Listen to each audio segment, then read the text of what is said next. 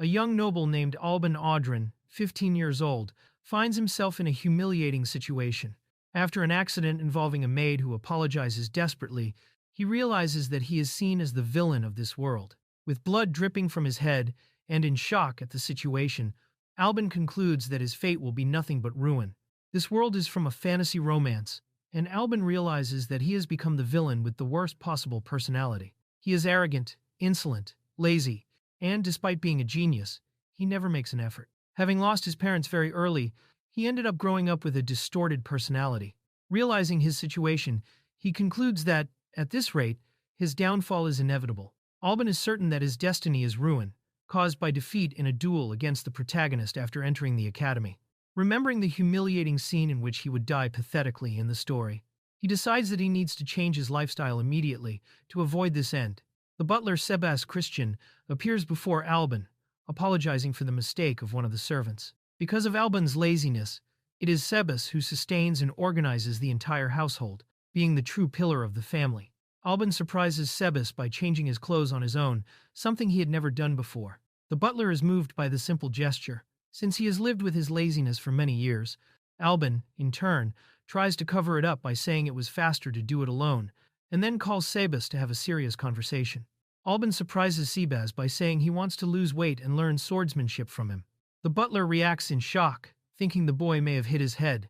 Alban, desperate, thinks that he needs to change now, or he will have no future, trying to find a way to convince Sebas to help him. Alban argues that, the way he is, he would never be able to find a wife. Sebas is surprised, but comments that, given the boy's status, marriage proposals would not be lacking. Still, Alban insists firmly that he wants to change and asks Sebas not to go easy on him, demanding to be treated as if he were a real enemy in training. Alban confidently declares that in 6 months he will be able to change, mastering both diet and swordsmanship. Sebas, impressed by the firmness of his decision, accepts his request and agrees to help him. Sebas vows to help Alban with all his strength. After a week of intense training, Alban is already exhausted, with swollen feet, trembling arms, and pain all over his body. Even so, Sebas calmly asks him if he already wishes to give up. During training, Alban is thrown far away with a single blow from Sebas. While the young man complains about the butler's absurd strength, Sebas calmly explains that the ideal is to train muscular strength in a balanced way. Showing the contrast between his brutality and serenity, exhausted, Alban falls to the ground saying he can't go on anymore, feeling his body heavy and out of control. Sebas agrees, but notes that, at this pace, Alban would only lose weight in about 3 years. Shocked, the young man realizes that he is starting from a huge disadvantage and that he would need much more effort to change. Even exhausted and sweaty, Alban shows determination, firmly gripping the sword. He recognizes that it will still be a difficult path, but asks Sebas to stay by his side, showing that he does not intend to give up on change. Sebas agrees to accompany Alban in his decision and begins to train him seriously. After a month, the young man already shows progress, although still slow.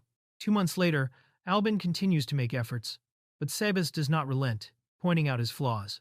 With 3 months of training, Alban finally begins to catch up with the butler, turning the training into something challenging and fun for both.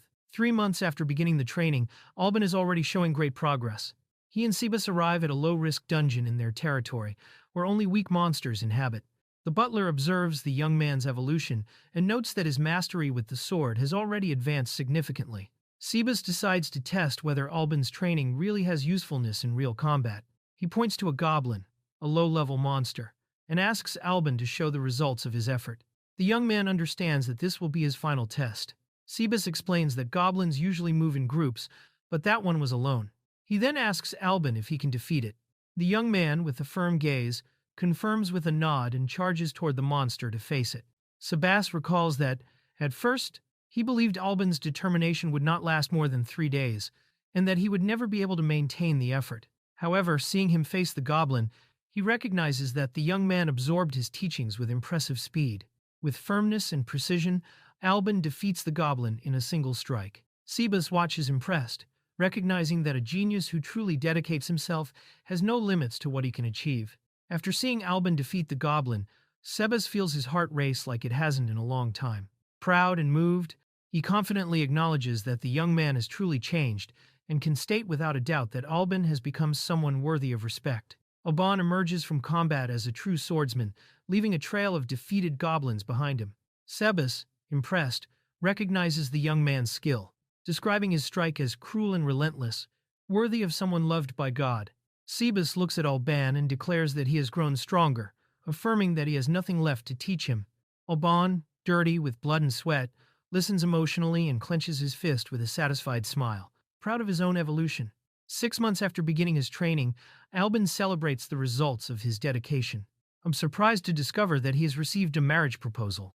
Excited, he dreams of having a gentle and cute wife, attributing this achievement to the changes brought by his diet and effort. However, Sebas views the situation more cautiously, hinting that perhaps it is not such good news.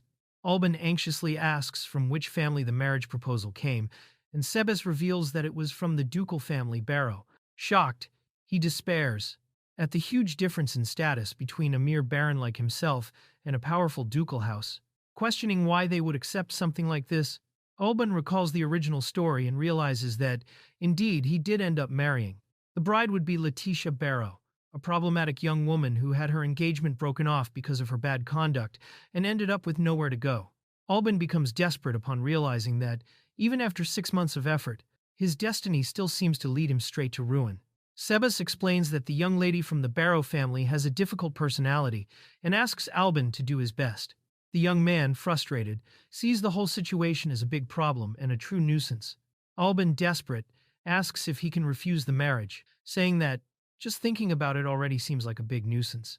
Sebas, serious, replies that he is free to refuse, but that would mean turning the powerful ducal Barrow family into enemies. Alban feels even more pressured, realizing that the situation is much more complicated than he imagined. Sebas argues that an alliance with the powerful ducal Barrow family would guarantee the Audren's safety. However, Alban desperately rebuts, claiming that it is precisely this connection that will lead his life to ruin. Recalling the tragic fate he knows from the original story, rumors about Letitia Barrow circulate, describing her as someone uncontrollable. They say she diverted taxes from the property, brought a man into the mansion, and also spent without limits. Even meddling with her fiancé's assets, Alban becomes even more worried upon hearing these stories, seeing her as a great source of trouble. Alban bitterly reflects that, even after working so hard and losing weight to change his fate, everything seems useless. He clenches his fist in frustration, convinced that, in the end, his efforts had no purpose. The moment comes when Alban will finally meet his fiancée in person. Tense and apprehensive before the approaching carriage, he wonders what kind of absurd person will appear, already expecting the worst of the situation. The carriage finally opens, and Letitia Barrow appears. With a striking presence and serious expression, she descends with elegance, leaving Alban and the onlookers in silence as they watch her arrival. Alban is surprised to see that Letitia is much more beautiful than he had imagined. She introduces herself formally, saying that she will be under the care of the Audren family from now on, and asking to be well received. Enchanted and nervous, Alban responds timidly, trying to hide his initial impact. Sebas introduces himself as the butler and offers to escort Letitia to her room after the long trip. However, when asked about her attendant, she coldly reveals that she did not bring anyone and that she came alone, leaving Alban and Sebas surprised at her attitude. Alban asks Sebas what he thought of Letitia. The butler first comments that she is very beautiful, but seeing Alban's insistence, he decides to sum up his impression in one word: strange. Alban and Sebas talk about Letitia. Both realize that she is very different from what the rumors said. Alban comments that he even felt wisdom in her, while Sebas points out that her posture does not match that of someone who would commit bad actions. The two conclude that there is more than it seems in the situation. Alban asks Sebas to investigate what really happened with Letitia, but orders that no one else know about it. He says he will try to get as much information from her as possible, but makes it clear that he does not want to get involved in the Barrow family's problems. Even so, he admits feeling a little relieved about the situation. A woman comments that she expected someone worthless to arrive, but is surprised to see that Letitia is refined. She even says that Letitia could be a suitable wife for Alban, which leaves him visibly surprised and blushing. During the meal, Alban tries to start a conversation, but Letitia ignores him and quickly finishes eating, standing up from the table without paying him attention. Surprised, he calls her loudly, trying to stop her from leaving so abruptly. Alban vents, realizing that Letitia still does not want to talk to him and that he has already been ignored for 3 days. Sebas suggests that it may have been because of a bad joke, which irritates Alban. Despite somewhat understanding her feelings, he wonders if Leticia is really that defensive against him. Still, he decides that he cannot simply give up. Alban decides not to give up and insists on trying to get closer to Leticia. He calls her to take a walk together, but she ignores him and enters a room, closing the door. Determined, he continues following her through the corridors, trying to start a conversation and asking if she is part of the herb group or the potion group. Alban appears discouraged and defeated after several frustrated attempts to talk to Leticia. He thinks that no matter how much he tries to start a conversation, she does not respond. Wishing at least for a conversation to better understand what she is going through, he concludes that he has no choice, and that only one method remains to discover the truth. Alban tries to call Leticia to talk, but is ignored again. Frustrated, he decides to change his approach and speaks in a more incisive tone, saying that going out is good for health. In his thoughts, he concludes that if she wants to play that way, he will play too, assuming the role of villain to manage to get closer to her. Alban breaks the door down forcefully, destroying everything as he enters abruptly. Leticia is startled, looking surprised and shocked at his attitude. Alban enters the room unceremoniously, asking for permission after breaking the door. Leticia, surprised and irritated, asks how he could do such a thing. He calmly replies that he will have the door repaired immediately, but she nervously retorts that that is not the real problem. Leticia explodes with anger, accusing Alban of invading a lady's room without permission and telling him to be ashamed. He, with a cynical smile, admits to being a scoundrel and states that, to achieve his goal, he would even enter a woman's room. Intrigued, Leticia asks what that purpose is, and he replies seriously that yes, he has one. Alban, without beating around the bush, looks straight at Leticia and asks directly that she go on a date with him. Leticia, surprised and confused, is left speechless in the face of the unexpected request. Alban takes a deep breath, saying how refreshing the air outside is, trying to start a conversation. He asks Leticia if she doesn't feel the same.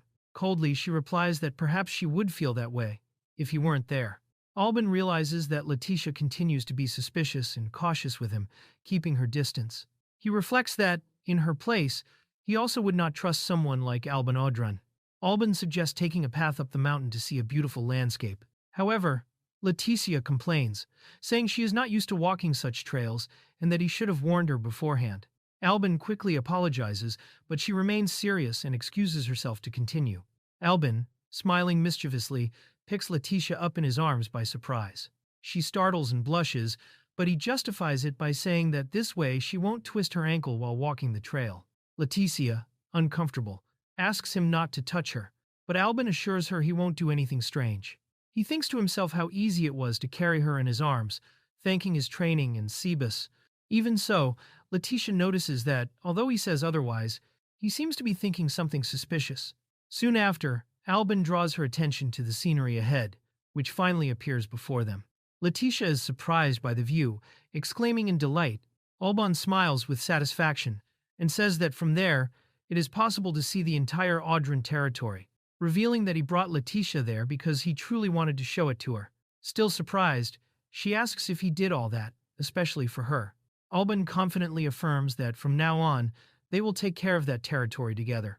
His words leave Leticia surprised and blushing, feeling the weight of the declaration and the closeness between them. Leticia comments that Alban is very different from the rumors she heard about him. She remembers that they said he was an arrogant and insolent man.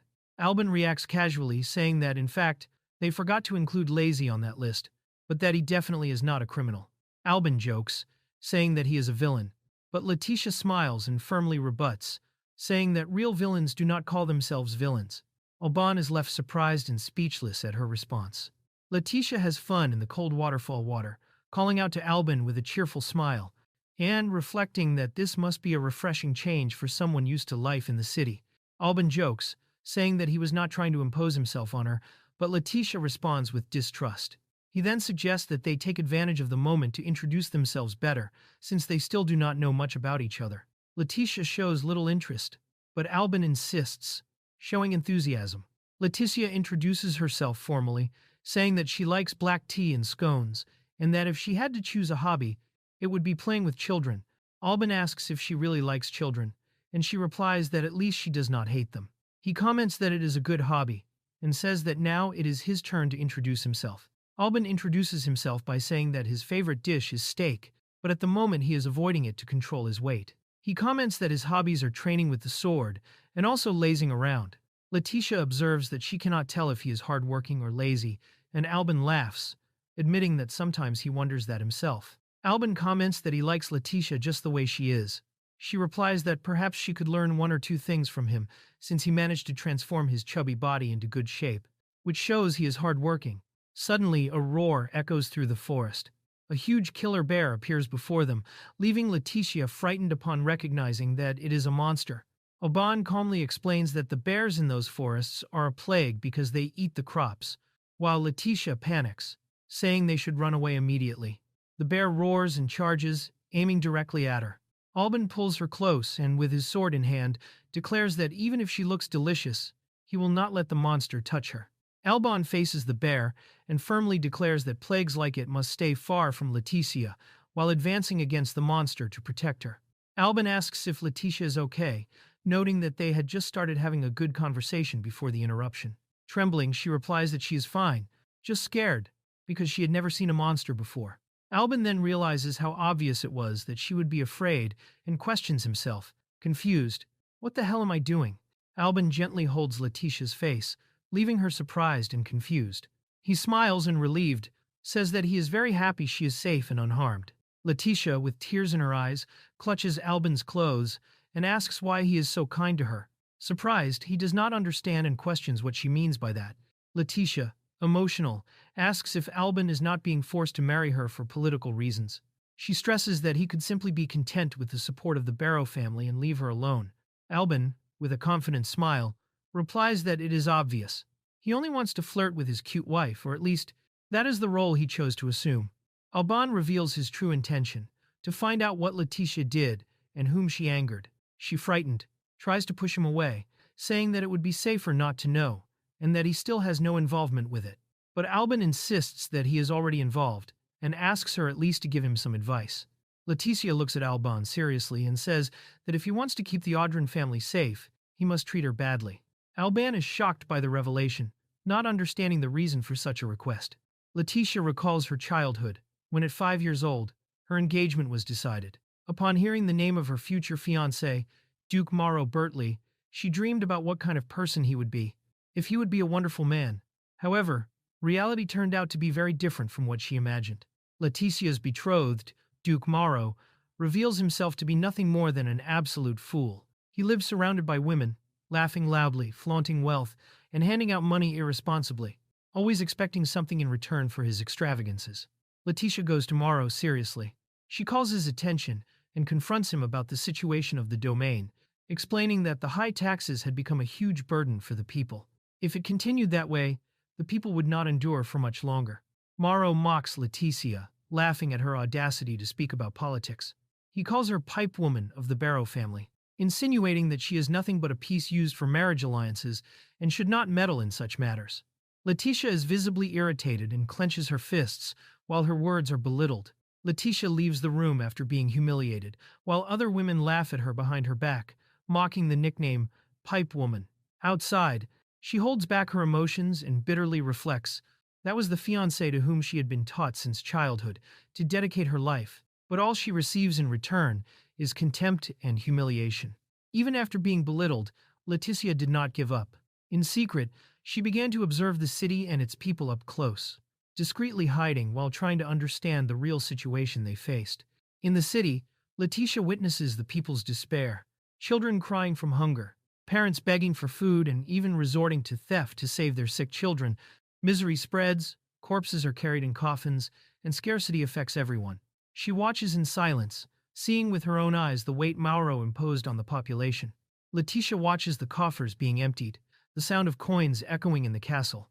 With a distressed expression, she thinks silently that if things continue this way, the fate of the people in the land will only get worse. The scene then jumps 3 years later to a great hall filled with people at a ball. At the ball, before all the nobles, Mauro arrogantly points at Letitia and loudly announces, "Letitia Barrow, from today, our engagement is officially annulled." The hall fills with murmurs, while Letitia, surprised, asks in confusion, "What are you saying, Mauro?" He only ignores her with a contemptuous smile.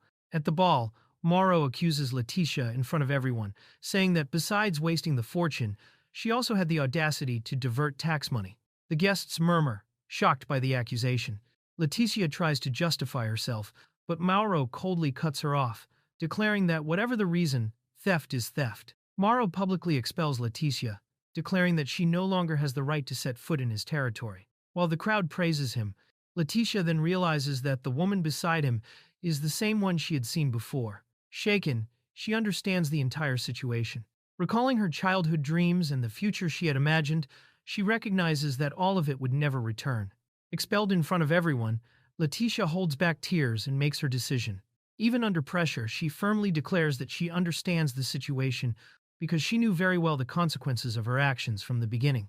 6 months later, Letitia receives the name of her new fiancé, Albin Audrin.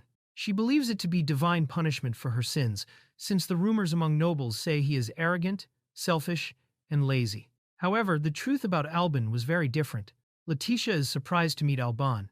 Letitia becomes emotional, remembering that Albin saw her for who she really was and believed in her. However, precisely because of that, she decides not to let him get involved, fearing to put him in danger. She hates the idea of losing something precious or seeing her hopes destroyed, revealing her inner struggle against those feelings. Albin becomes furious upon concluding that Mauro only betrayed her and threw all the blame on Letitia, even considering punishing him personally. However, a man interrupts and says that there is still more to be said. He reveals that, in fact, Letitia was involved with the Bertley family's assets, stating that this part of the accusation was not a lie.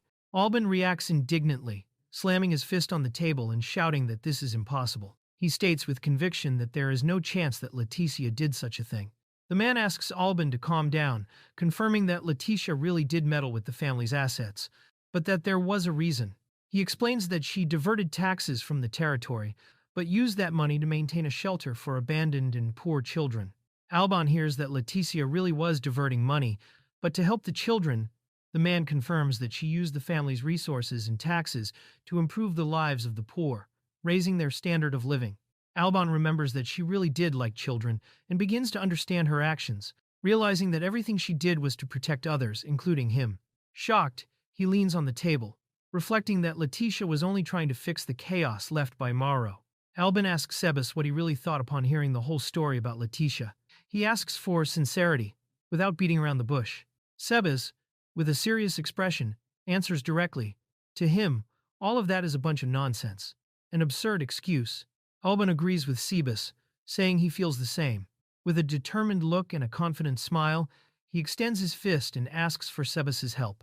Albin then declares that he will show the bastard who incriminated Letitia what a true villain is capable of doing. During a meal, Albin surprises everyone by casually stating that it was he who spread the rumors. Letitia, shocked, asks him to repeat what he said to make sure she heard correctly. Albin, with a confident smile, reveals that the type of rumor he spread was about himself, that, in order to clear Lady Letitia's name, he was plotting revenge against Duke Mauro. Letitia is surprised and can hardly react to such a bold declaration. Letitia, frightened, warns that if Albin continues like that, Duke Mauro will start watching him closely. But Alban only smiles and asks her to calm down. Soon after, he confidently reveals that he is actually spreading another rumor as well, leaving Letitia surprised at his audacity. Albin continues his act and reveals the second rumor, that he and Lady Letitia do not get along, and that he is secretly planning to pay a large sum to Duke Mauro to get rid of her. Right after, with a sarcastic smile, he concludes by saying, thinking, or at least that's what the story says, making it clear that it is all part of his strategy. Letitia is confused when she realizes that the second rumor is the complete opposite of the first. Albin confirms with a smile and explains coldly that rumors hit harder when someone has something to hide. It is precisely that contradiction that makes them perfect. At the Bertley mansion, a man is confused upon hearing that the new rumor is the complete opposite of the previous one. He comments that Albin has a terrible reputation, while a woman explains that countless rumors are circulating throughout the city, from Letitia being imprisoned to being exploited to the bone. The man considers that the rumor about Albin and Letitia not getting along might be true. Since Albin is known to have an awful personality, he imagines that such a strict woman as Letitia could never match with him. Even so, he is shocked at the idea that Albin would go as far as to want to kill her. Albin comments that although the rumors are working and Morrow is probably already in a panic, in the end, they are still just rumors and something truly decisive is missing. That is why he states that he needs Leticia's help, leaving her surprised. Leticia refuses to help, saying she cannot drag the entire Audron house into this just for revenge.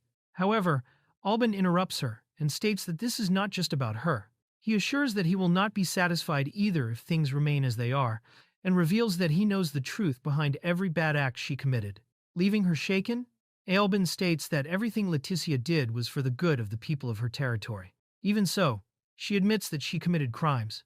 He then asks if she regrets it, now that she knows the truth, but Leticia firmly replies that no, not at all. Albin says that in fact, it is the opposite.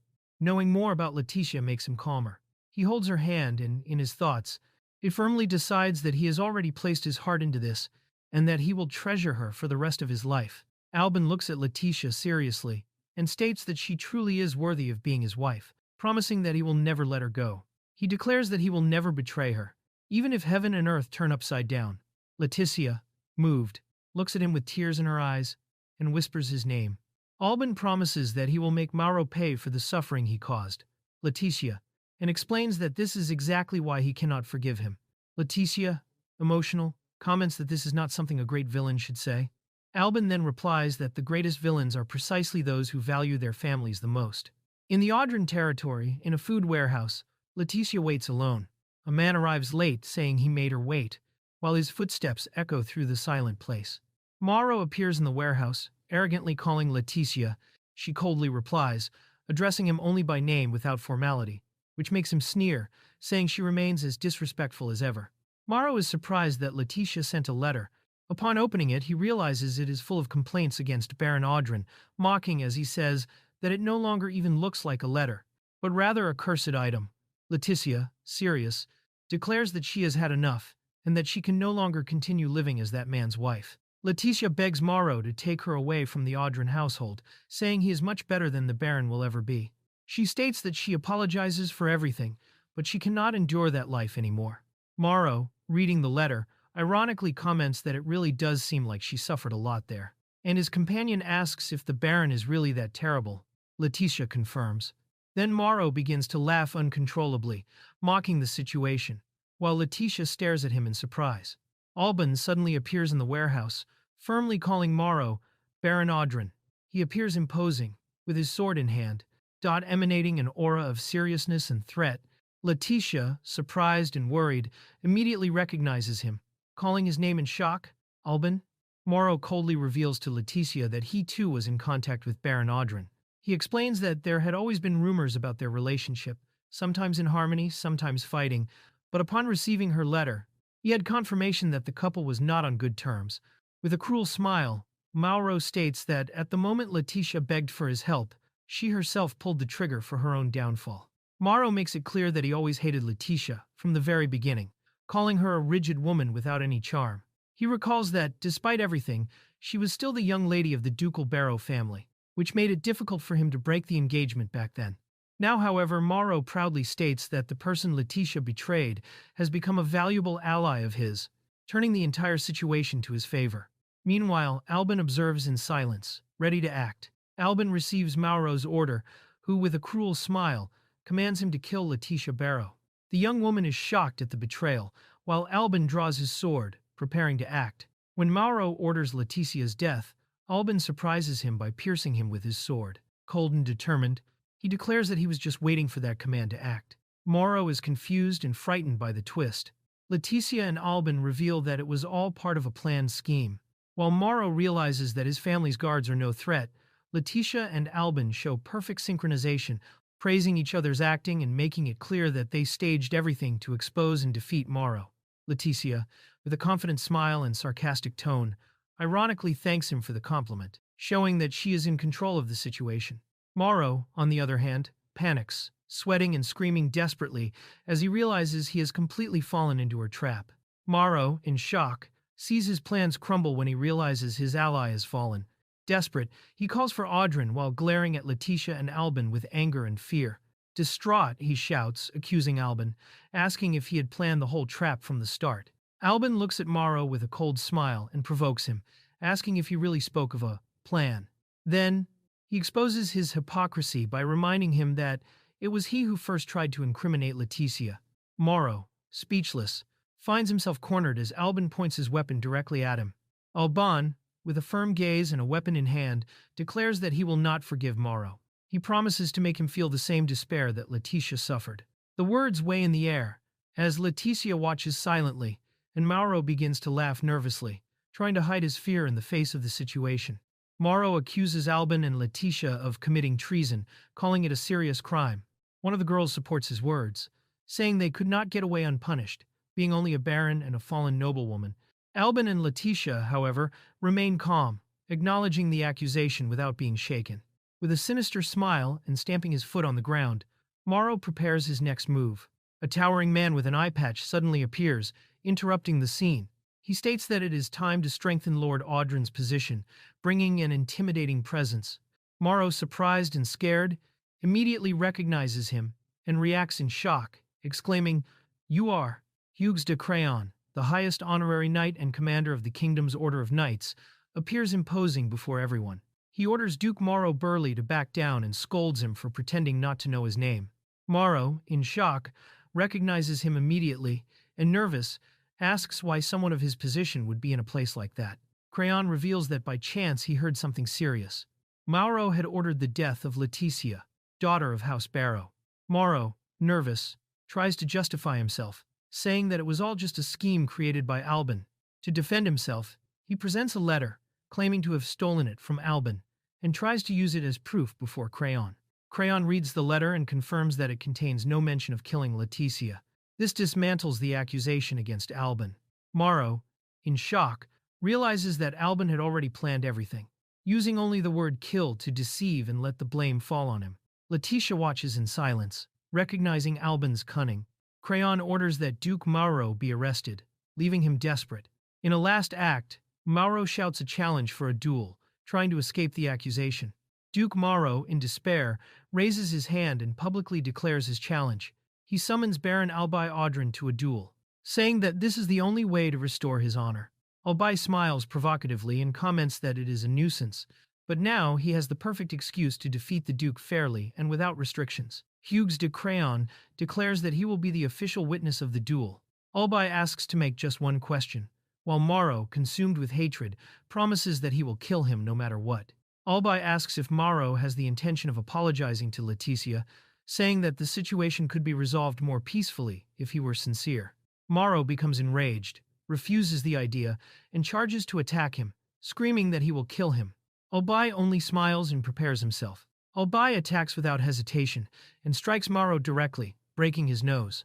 While Morrow screams in pain, Albai mocks him, reminding him that he had said he would kill him. Morrow tries to attack Albai desperately, but fails to land a single blow, and is shocked by his strength. Albai then reveals that he has been training alone for half a year, which explains his superiority, as he easily knocks Morrow down. Albai confronts Morrow about Leticia, saying that while he amused himself with women and let his people suffer, she did everything possible to help and prevent her house from falling into ruin. Morrow, wounded and desperate, tries to justify himself coldly, saying that the death of commoners does not matter, since there will always be more. Albai strikes Morrow hard and tells him to shut up. He states that, in the end, nobles are nothing but parasites who depend on the commoners, for without them they would not exist. He recalls that Leticia, aware of this, risked herself to save the Bartley territory, while Morrow only neglected it. Morrow screams in pain, unable to react. Alban, after seriously wounding Morrow, declares that, in the end, all he did was trample on Leticia's feelings. Morrow screams in pain, while Leticia watches the scene, surprised to hear Alban's words. Morrow, even wounded, rises furiously and charges at Alban, shouting not to be underestimated. He raises his weapon in desperation, but Alban, firm, already positions his sword to counterattack. Alban delivers a precise and brutal slash, cutting off Morrow's arm. The aggressor is left in shock, his eyes wide open, as the severed limb falls to the ground, along with the weapon he was holding. Morrow screams in agony as he realizes he has lost his arm, staggering on the ground in despair. Alban, relentless, stares at him coldly and asks if he has tasted despair, the same that Leticia experienced. Then, with a determined look, he sentences that the man will meet his death right there. When Alban is about to finish Maro, Letitia suddenly appears from behind and hugs him tightly, tearfully begging him not to do it. Letitia holds Alban firmly and asks him to stop, saying that he has already done enough and that if he continues, even his soul will be stained. Alban is shocked by her words, while she smiles softly, transmitting calm.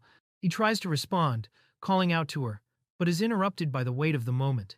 Letitia holds Alban's hand, thanking him emotionally, and saying she never imagined he would become so furious because of her. The two exchange a close and sincere look, while in the background, some onlookers silently watch the scene. The judge announces Alban's victory in the duel. He asks Letitia if that was really enough for her, and she confirms with a smile, saying that just having revenge is already enough. However, right after, Letitia changes her tone and continues, stating, "That said," Letitia praises Alban's performance, saying that they would make a good couple. Alban agrees with a smile and proposes that they become the best couple of all. Jokingly, Letitia comments that the union of the villainous lady and the great villain could only result in the villainous couple. 1 month after the duel against Mauro, Alban prepares for his wedding with Letitia. Nervous, he tries to control himself, while Sebas scolds him and says he must act with dignity as a groom. Alban reflects that not even in his first duel was he as nervous as now, about to get married. The ceremony had been brought forward by Letitia's decision, and Sebas reminds him that nervousness is natural. Since marriage marks the beginning of a new journey, he reinforces that Alban must truly feel it, otherwise Letitia would be disappointed. Alban becomes excited, imagining Letitia in a wedding dress, and decides to move forward with confidence. Sebas comments that his father was also nervous at his wedding, remembering the past. Alban, however, reflects that he cannot imagine it, since he lost his parents when he was still very young. Sebas becomes emotional at being able to witness the weddings of 2 generations of the Audron family, calling it a great pride. Alban smiles and says that hearing such words feels like the greatest honor a lord could receive, but for him, it has an even more personal meaning. Alban confesses that he sees Sebas as a father, leaving the butler moved and happy that his efforts in raising him were worthwhile. Sebas is deeply touched, while Alban asks not to be called a troublesome child. Soon after, they remember that it is time to head to the wedding. Letitia is asked if she is feeling lonely, but she thanks them and says she is calmer now. She thinks about how none of her family members attended the wedding, but acknowledges the kindness of the people of the Audron barony, who try not to let her feel isolated. She then reflects on why she had not been so nervous at her previous engagement with Mauro, and realizes that now she understands the difference. Letitia, in front of the mirror, places her hand on her chest, feeling her heart race. She realizes that this feeling comes from the fact that she is marrying someone she truly loves. Even so, she admits she still has thoughts of uncertainty about the future, and doubts whether they will be a good couple. Despite these worries, her feeling of true love is what guides her at that moment. Alban appears smiling, full of joy, affirming that his happiness surpasses any concern. Letitia, surprised at her own feelings, thinks that this does not seem like her, but accepts it. At that moment, Sebas enters to help lower her veil. Then Letitia concludes that at least that day, she could allow herself to feel that way. Letitia, looking at herself with a serene smile, thinks that perhaps it was not so bad after all. Meanwhile, Alban, already at the altar, is extremely nervous and admits to himself that he feels like vomiting from so much anxiety. Alban takes a deep breath, trying to calm down, and begins to mentally organize every step of the ceremony. Sebas will escort Letitia to the altar. He will lift the veil. They will say their vows and exchange rings. However, he becomes even more nervous, just thinking about so many planned details, complaining in his thoughts about how meticulous everything is. At that moment, it is announced that the bride is entering, leaving him in complete nervousness. Letitia enters the ceremony dressed as a bride, with a bouquet in her hands and a serene expression on her face, while petals fall around her. Alban watches her, visibly moved and nervous, faced with the beauty and importance of the moment. Alban watches Letitia walking down the aisle, impressed by her beauty. In his thoughts, he compares her to an angel, but quickly corrects himself. To him, she looks like a goddess. Letitia, a little embarrassed by his intense gaze, nervously asks if there is something on her face. Alban, nervous, admits that he could not help but admire Letitia's beauty, leaving everyone surprised. She, a little shy, accepts the words as a compliment, while those present also acknowledge her beauty. Alban realizes that he was not the only one to feel moved by that moment. Letitia, emotional, smiles and thanks, saying she is happy. The priest conducts the ceremony, asking if Alban and Letitia promise to love and respect each other forever, in any circumstance. They both answer firmly that yes. Then, he authorizes the exchange of rings. Letitia shows insecurity at the moment of exchanging rings, asking if someone like her, a fallen noblewoman, really deserves to be happy. She admits she is afraid, even there at the altar. Oban observes her in silence, while she questions whether she truly has the right to accept that happiness. Alban, confident and full of determination, assures Letitia that he will make her happy. He affirms that he will prove he can make her the happiest person in the world. His firm and convincing words move Letitia, who feels touched by his promise. Alban places the ring on Letitia's finger, affirming that it is proof of his promise. She moved, admits she is truly happy, and he confesses to feeling the same, saying it is the happiest moment of his life. But he soon adds that it is still too early to decide if this would be the best moment, surprising Letitia. Alban smiles, saying that this is only the beginning, promising to make her the happiest person in the world. Letitia responds emotionally that, following that logic, even as grandparents, they still would not be able to decide which would be the best moment. They both agree, and Alban thinks that her smile truly suits her the most. Meanwhile, Letitia feels that the joys of being a couple have only grown. Letitia smiles emotionally in her wedding dress, while Alban, as he lifts her veil, promises to himself that he will do anything to protect that smile. Alban and Letitia kiss after the ceremony, exchanging final vows before the guests. The two are officially declared husband and wife, being seen by all as a unique and special couple. A man with an eye patch recommends Alban and Letitia for something important and asks director Faust's opinion. He accepts after reflecting, but other members oppose, claiming that only dishonorable rumors exist about the couple. The director of the Royal Academy intervenes, saying that Alban and Letitia are a special case and suggests that they be allowed to take the admission exam. Letitia prepares to leave, saying goodbye to the people who cared for her. They ask her to live a good life in the capital and promise to send the vegetables they cultivated together. Very emotional. Some even beg to accompany her, saying they cannot bear to be away from her. Letitia, smiling, promises to return in 3 years and asks them not to be so sad. The Audran family's servants bid farewell to Letitia, praising her for being firm yet kind. She instructs them to take good care of both the mansion and the territory during her absence. Alban, however, feels a bit uncomfortable and emotional, questioning why everyone talks only about her, since he is the head of the house. At that moment, someone calls him, interrupting his complaint. Sebas, the butler, asks them to be very careful at the academy and offers to help them whenever they need his strength. Alban, however, responds confidently, reminding him that he has already been trained by him for the past 6 months, and assures that everything will be fine. Thus, he and Letitia depart, determined to learn more about the dignity of being nobles. Now that newly married, they have just turned 16. Alban and Letitia arrive at Magdala Royal Academy, where they intend to study to learn more about noble life. After a long and tiring carriage journey, they are formally received by the Academy's attendants. Letitia is escorted to her room, while Alban is informed that his exam is already waiting for him. Letitia worriedly asks about the exam mentioned for Alban, but he tells her not to worry. He explains that Moro's family just wants to have a little more fun with him. Then, Alban shows a confident and dark smile, thinking that all he needs to do is go along with their boring game. A professor named Bastian observes Alban's arrival, revealing that he received a good sum from the Bertley family to get rid of him. When Alban appears, Bastian looks at him with contempt and promises to fail him so harshly that he will end up begging on his knees.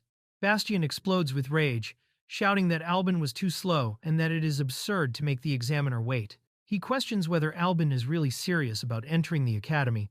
Meanwhile, another man watches from afar, thinking that if Bastian continues so aggressive, he will end up intimidating the boy too much. Alban, however, remains calm and polite, trying to greet formally.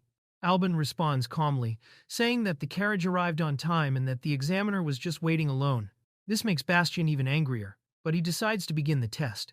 He points to a target and orders Alban to hit it, using magic. The examiner mocks him, certain that Alban would not be able to use magic since, theoretically, it is only possible to learn it after entering the academy.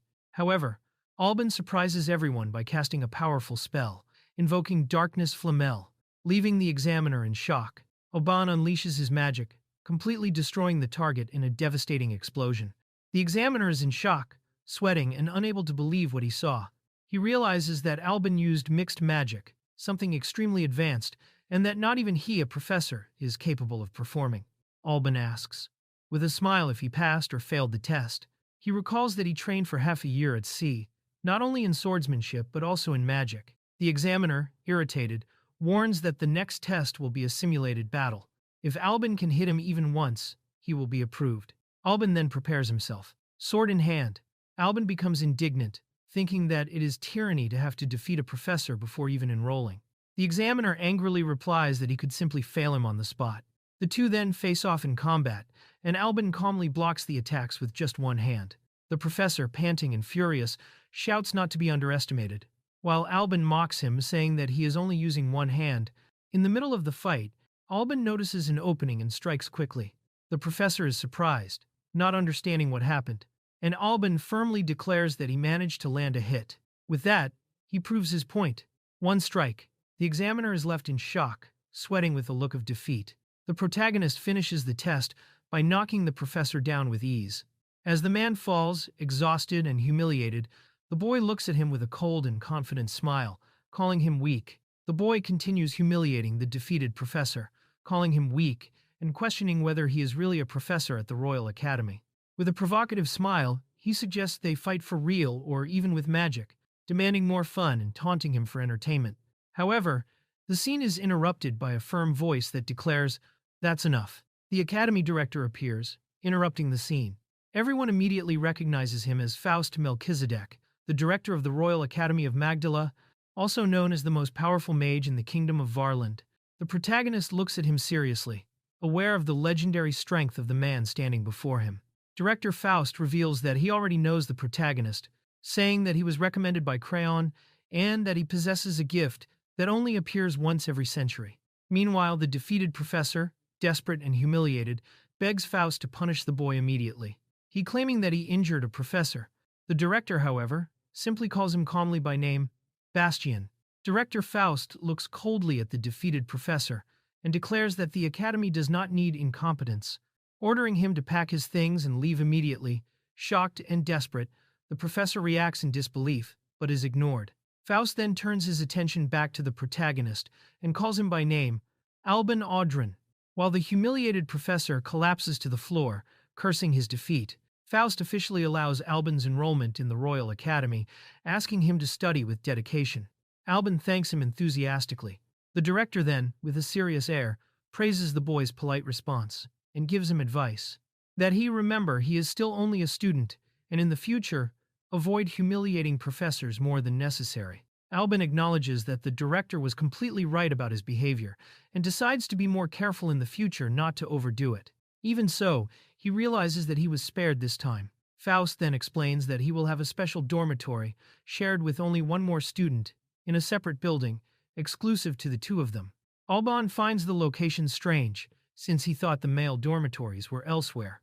Albin arrives at the special dormitory and becomes curious about who his roommate will be. When he opens the door, he is surprised to find a beautiful blonde girl, elegant and calm, drinking tea. Excited by the situation, he smiles and greets her casually, saying he hopes the two of them will get along. Albin enters the room and is stunned to see that his roommate is Letitia.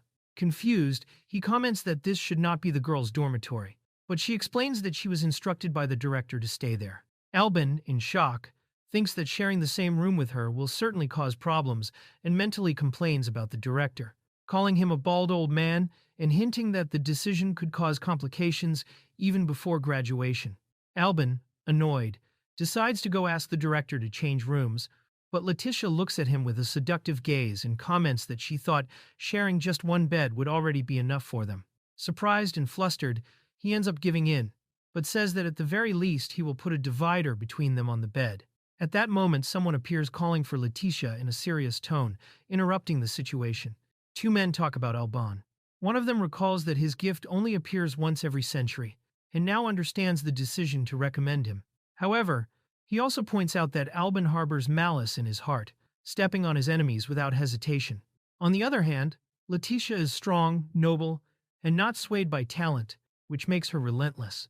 Then, the man concludes that this is the reason they put Albin to share a room with her.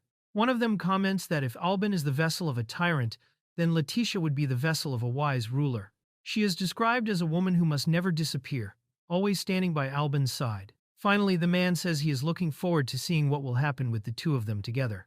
One of the men finishes the chess match, declaring checkmate, and saying that they will establish new rules in that school year.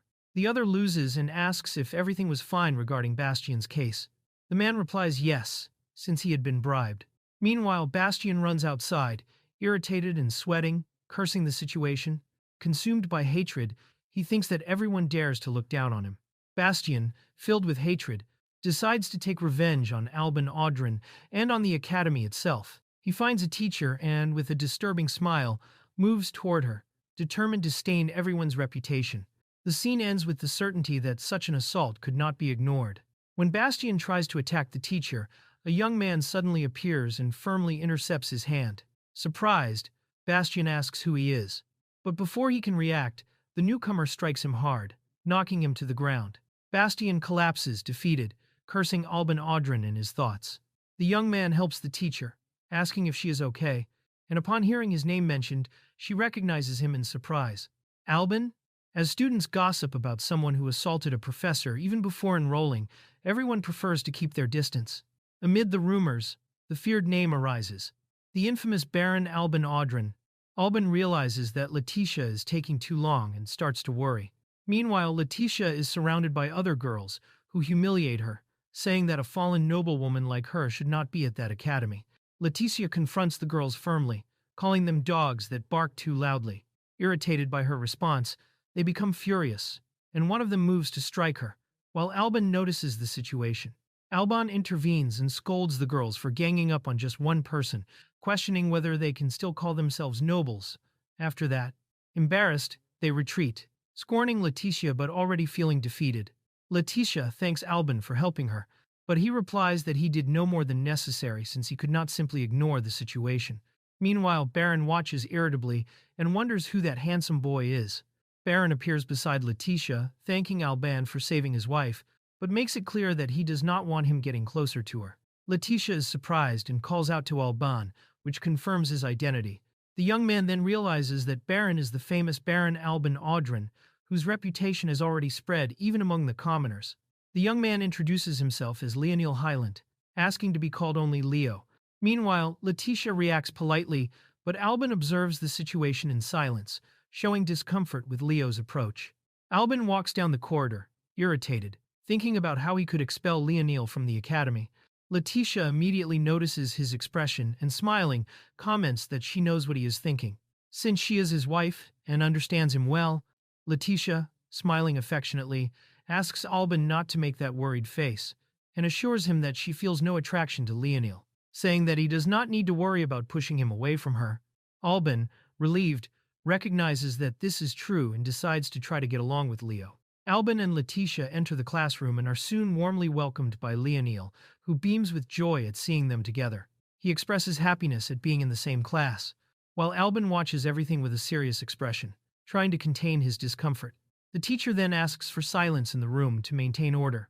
The new teacher enters the classroom energetically, introducing herself as Paula Velvet, the one responsible for Class F. She greets the students cheerfully, but soon notices that they are not as enthusiastic as she expected. Albin raises his hand, catching her attention and saying that he has a question. Ivan, from an important ducal family, questions aloud why he, with his noble origin, was placed in the same class as people without title or position. A student becomes irritated with his arrogance and asks if Ivan is saying that everyone there is beneath him.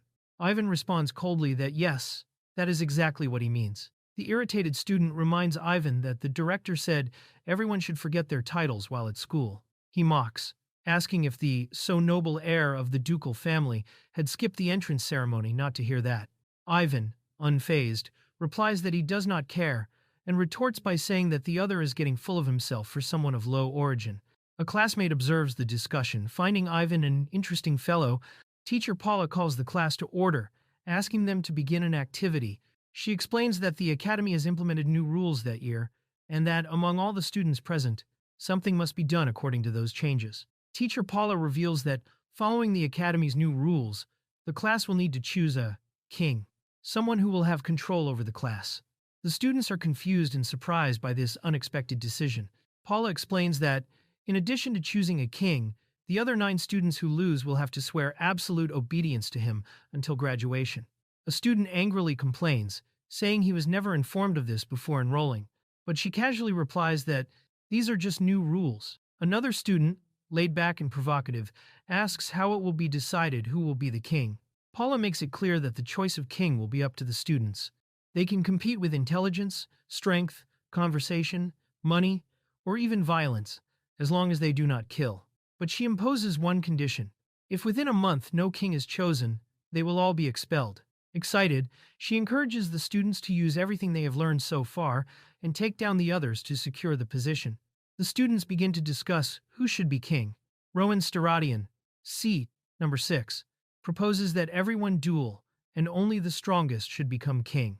Estelle Appleberry, seat number 2, disagrees, saying that the king should be someone elegant and pure. Shanoa Grain, seat number 1, nervous, asks them to stop fighting. Matthias Wolf, seat number 4, states that the king should be the richest, since those with money are the ones who truly hold power. The students continue giving their opinions on who should be king. Laki Azalea, seat 5, says that anyone will do. Carla Rexon, seat 7, remains silent, watching coldly. Ivan Scottish, seat 3, declares that a king is only king because he has authority and calls everyone commoners. Alban Audrin, seat 9, Leonil Hylant, seat 8, and Letitia Audrin, seat 10, only watch the situation in silence. Matthias provokes Ivan, saying that there is someone there with more authority than him. At that moment, Letitia stands up and asks to recommend someone else besides herself to assume the role of class king. She declares that she already has in mind who would be the most suitable for it. Letitia surprises everyone by declaring that the only one worthy of being the class king is her husband, Alban Audrin. The revelation shocks her classmates. While Alban is completely stunned by the situation, Leonil suggests holding a preliminary match to decide who is the strongest first. Alban is confused, but Letitia immediately states that there is no doubt. The strongest is also him, assuring that no matter how many he faces, Alban will never lose. The declaration leaves everyone astonished. Alban is placed at the center of the dispute, having to face the other students, and loudly complains, exhausted and frustrated, saying that all of this is a huge nuisance.